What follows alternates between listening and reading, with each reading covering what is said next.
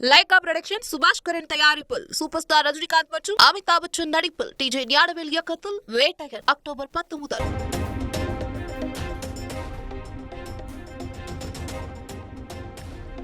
விமான சாகச நிகழ்ச்சிக்கான நேரத்தை தேர்வு செய்தது இந்திய விமானப்படைதான்.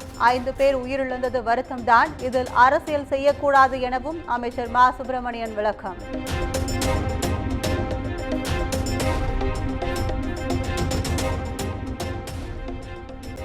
வெயிலின் தாக்கம் அதிகமாக இருந்ததால் விமான சாகச நிகழ்ச்சியில் உயிரிழப்பு ஏற்பட்டுள்ளது. விமானப்படை கேட்ட அனைத்து வசதிகளையும் தமிழ்நாடு அரசு செய்து கொடுத்ததாக அமைச்சர் மா சுப்பிரமணியன் விளக்கம்.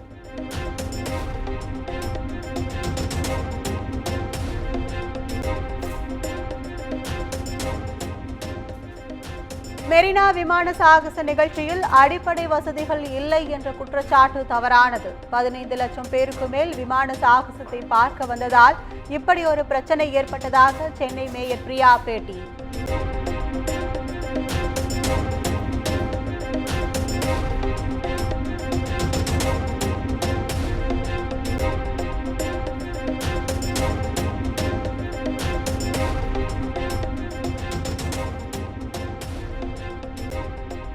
மெரினா விமான சாகச நிகழ்ச்சியில் 5 பேர் உயிரிழந்தது வேதனை அளிக்கிறது. சமாளிக்க முடியாத கூட்டங்களில் இனி கூடுவதையும் தவிர்க்க வேண்டும் எனவும் எக்ஸ் தளத்தில் பதிவு.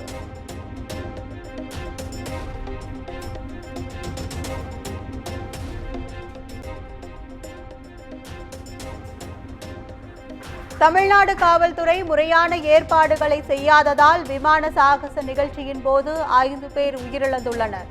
அரசால் சமாளிக்க முடியவில்லை என்பதை தெரிவித்த எம்பி கனிமொழியின் பதிவை வரவேற்பதாகவும் எல் முருகன் பேட்டி.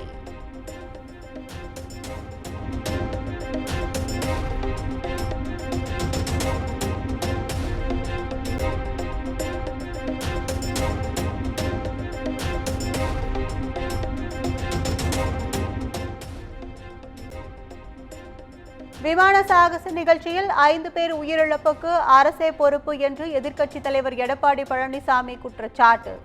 உயிரிழப்பு விவகாரத்தை அரசியலாக்க வேண்டாம் என்று அமைச்சர் மா சுப்பிரமணியன் கூறியதற்கு அதிமுக ஆட்சியில் திமுக செய்யாத அரசியலா என்றும் கேள்வி.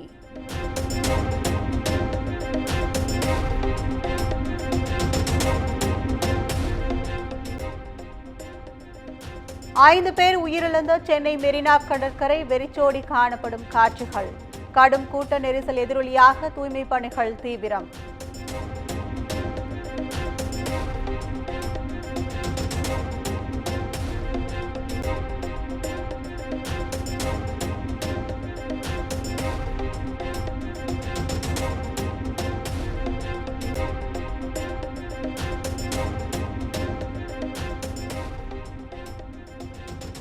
எத்தனை பேர் விமான சாகச நிகழ்ச்சிக்கு வருவார்கள் என்பதை மாநில அரசு தெரிந்து வைத்திருக்க வேண்டும் என எடப்பாடி பழனிசாமி பேட்டி. உளவுத்துறை என்ன செய்து கொண்டிருந்தது என்றும் கேள்வி.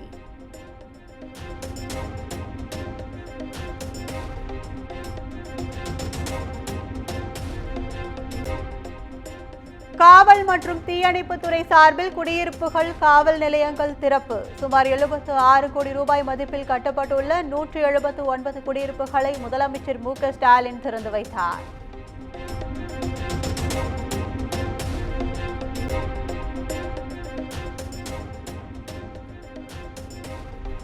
சட்டவிரோத பண பரிமாற்ற தடை சட்ட வழக்கு. உச்சநீதிமன்ற நிபந்தனையின்படி அமலாக்கத்துறை அலுவலகத்தில் கையெழுத்திட்டார் செந்தில் பாலாஜி.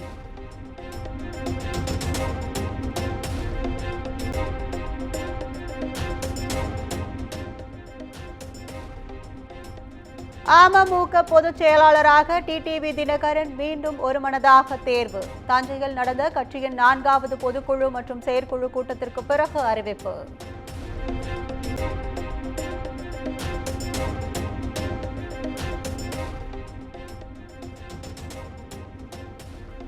தாம்பரம் ரயில் நிலையத்தில் 4 கோடி ரூபாய் பறிமுதல் செய்யப்பட்ட விவகாரம். பாஜக மாநில அமைப்பு செயலாளர் கேசவ விநாயகம் சிபிசிஐடி தலைமை அலுவலகத்தில் ஆஜர்.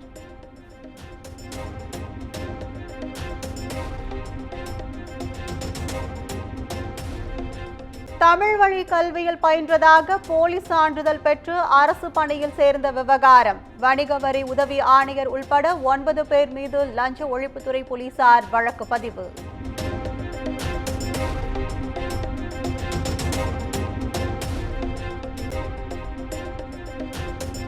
கோவை அவிநாசி சாலையில் உள்ள தனியார் பள்ளிக்கு வெடிகுண்டு மிரட்டல். மின்னஞ்சல் மூலம் மிரட்டல் விடுத்த மர்ம நபர் குறித்து போலீசார் விசாரணை.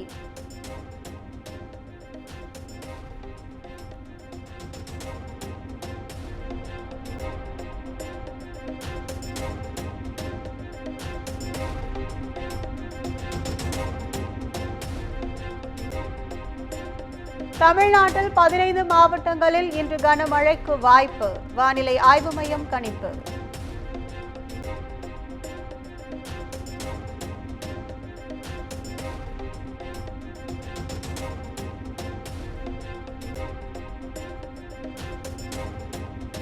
சிவகங்கை மாவட்டம் காரைக்குடியில் கொட்டி தீர்த்த கனமழையால் இயல்பு நிலை பாதிப்பு. குடியிருப்புகளில் மழை நீருடன் கழிவு நீரும் கலந்திருப்பதால் தொற்று நோய் பரவும் அபாயம்.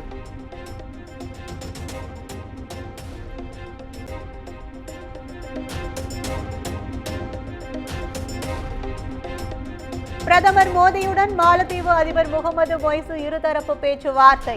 பல்வேறு முக்கிய ஒப்பந்தங்கள் கையெழுத்தானதாக தகவல்.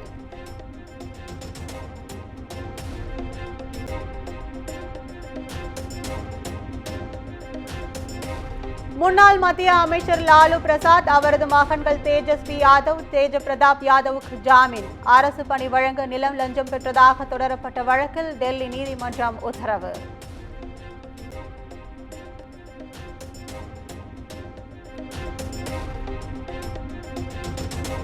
ஜம்மு காஷ்மீர் மற்றும் ஹரியானா தேர்தலில் பதிவான வாக்குகள் நாளை எண்ணப்படுகிறது. வாக்கு எண்ணிக்கையையொட்டி பாதுகாப்பு ஏற்பாடுகள் தீவிரம்.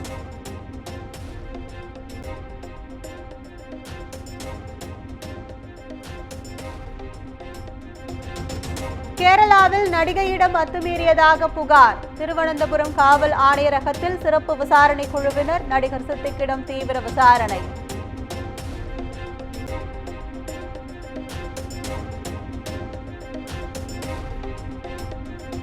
காசாவில் இஸ்ரேல் ஹமாஸ் போர் தொடங்கி இன்றுடன் ஒரு ஆண்டு நிறைவு. 16,000 குழந்தைகள் உட்பட 41,431 பாலஸ்தீனியர்கள் ஒரே ஆண்டில் உயிரிழப்பு. மகாராஜா பட இயக்குனர் நித்திலன் சாமிநாதனுக்கு சொகுசு கார் பரிசு. நடிகர் விஜய் சேதுபதி மற்றும் படக்குழுவினர் பரிசாக அளித்தனர்.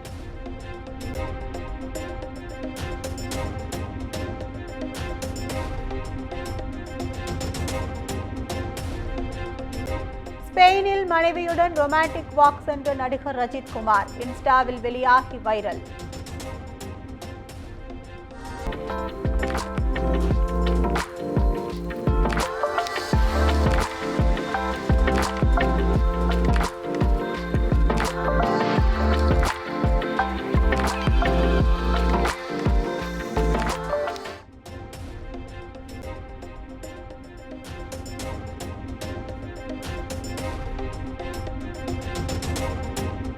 சென்னையில் ஆபரண தங்கத்தின் விலை சவரனுக்கு 160 ரூபாய் குறைந்தது.